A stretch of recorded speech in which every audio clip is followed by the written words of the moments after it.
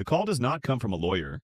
It comes from a board member, a man you have met twice, at your father's retirement dinner, and at a funeral 4 years later. He speaks carefully. He tells you that Jeff Bezos has decided to step back further, that the transition process has accelerated beyond what was publicly communicated, and that the succession structure your family helped design 14 years ago has now fully activated.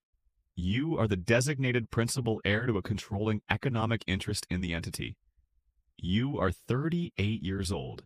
You have spent the last decade running a logistics consultancy with 140 employees and $90 million in annual revenue. You are good at your work. You have never once thought of yourself as the kind of person this phone call finds. You sit with it for a moment, then you hang up and you look out your office window at the parking structure across the street. And you count the floors. There are 7. You count them again. The company you are being handed generated $638 billion in revenue in 2024. Not turnover in the loose sense. Net sales, $638 billion. Your consultancy, the thing you built from 11 people in a rented office, represents 0.014% of that number. You do not arrive at this comparison to feel small. You arrive at it because you need to understand the scale before you understand anything else. The scale is not metaphorical, it is operational, it is physical. It exists in the world as concrete and servers and people. There are 1.56 million employees, full-time and part-time. That number does not include the independent contractors, the third-party delivery partners, the seasonal workforce that appears every October and dissolves every January. 1.56 million people whose livelihoods connect back to decisions made inside an institution. You are about to enter as its controlling voice. You were a child when some of them were hired. Some of them have worked there longer than you have been out of university.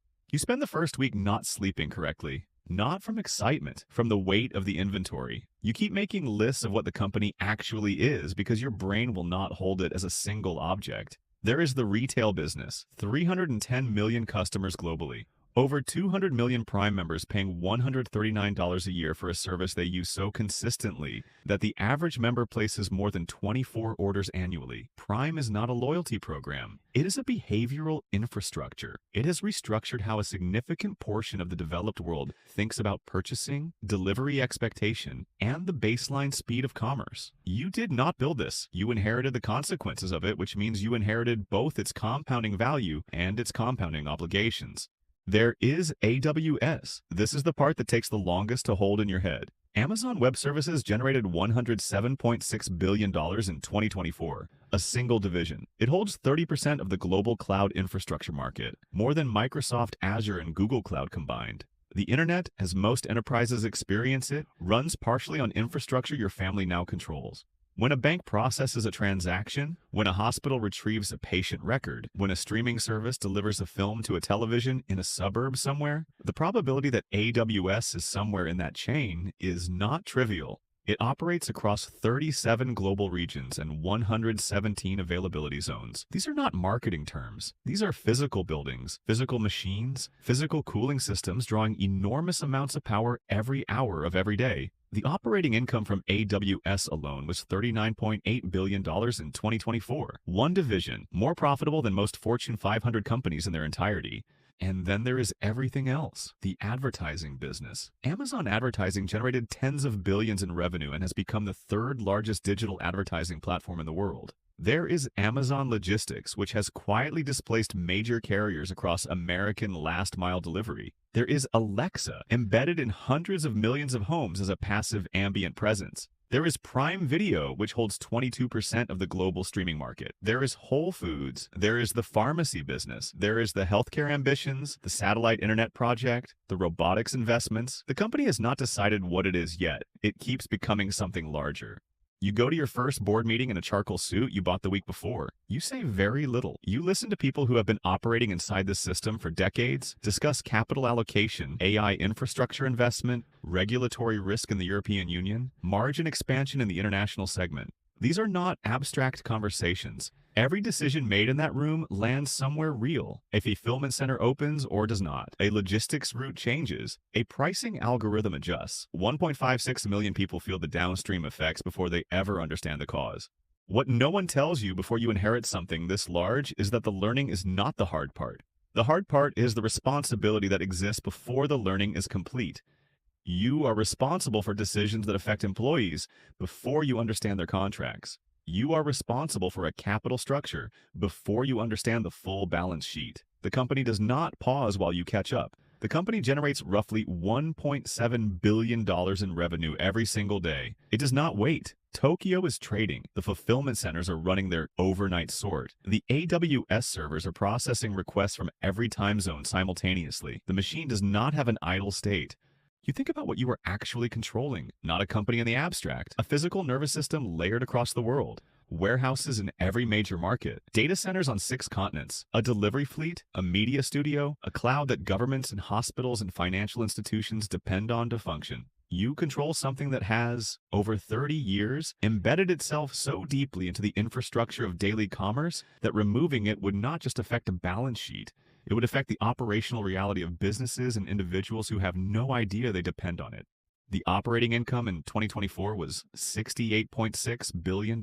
That is not revenue. That is what remains after the cost of goods, after the fulfillment costs, after the technology investments, after the people. $68.6 billion of profit from operations. And yet the capital expenditure that same year was $83 billion. The company spends more than it earns in operating income on future infrastructure. It is building faster than it is harvesting. You have inherited an institution that treats its current profitability as an input into its next version of itself. By month 3, you stop trying to understand everything and start trying to understand the things that require decisions. That is a different discipline. You hire people who know what you do not. You ask better questions than you give answers. You learn that controlling interest does not mean operational control in the minute-to-minute sense. It means something more structural, slower, and in some ways more consequential. You set the orientation. You approve the large allocations. You hold the long view accountable. There is a credit committee at the bank your uncle left behind in that other story. Here, there is no credit committee. There is a capital committee, a risk committee, a compensation structure, a regulatory relationship with the FTC, with the EU Commission, with the labor departments of dozens of countries simultaneously. Every one of those relationships is a responsibility you did not negotiate and cannot exit. Some nights you think about the 1.56 million people, not abstractly. You think about whether the wage structure is right, whether the warehouse conditions are what they should be, whether the performance metrics that govern how workers in fulfillment centers are evaluated were designed by someone who thought carefully about the human being on the other end of the data. These are questions the company has been asked publicly and has answered with varying degrees of completeness. As the controlling voice, you now carry those questions personally. They are not talking points. They are yours.